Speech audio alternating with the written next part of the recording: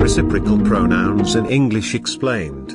Reciprocal pronouns are pronouns that refer to two or more subjects in a sentence, showing the relationship between them while acting as the object.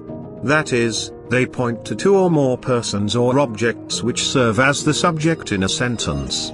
Take for example, those boys act like they know each other very well. Those women secretly despise one another. These pronouns, each other, and one another, as used in the examples above, are reciprocal pronouns. You would observe from the examples that both words refer back to their subjects, those boys, and those women, respectively. These subjects are also in plural form, which makes clearer the definition above. Reciprocal pronouns can only be used when the subject in a sentence is in plural form.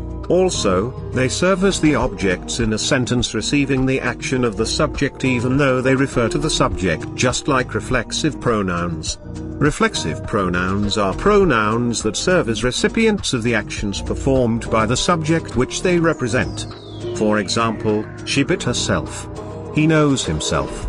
Herself and himself are reflexive pronouns because they create a kind of ricochet effect where the subject performs an action which affects it.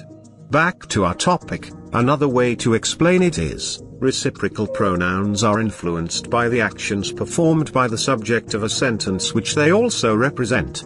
For example, James and Catherine have met each other once. The market women respect one another. So you can see that, each other, and one another are recipients of the actions performed by the subject even though they represent the subject.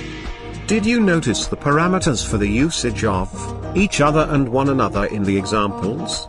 Each other is used when the subject of a sentence is two individuals or objects. That is, when two individuals or objects serve as the subject of a sentence, the reciprocal pronoun to use is each other. Cassie and Joanne looked at each other. One another is used when the subject of a sentence is more than two individuals or objects. That is, when more than two individuals or objects serve as the subject of a sentence, the reciprocal pronoun to use is one another. The students struggle to understand one another. So reciprocal pronouns are pronouns that are used to show relationship between individuals. They serve as objects of a sentence which refer back to the subject. There are two reciprocal pronouns, each other, which is used when the subject is two persons or objects, and one another, which is used when the subject is more than two persons or objects.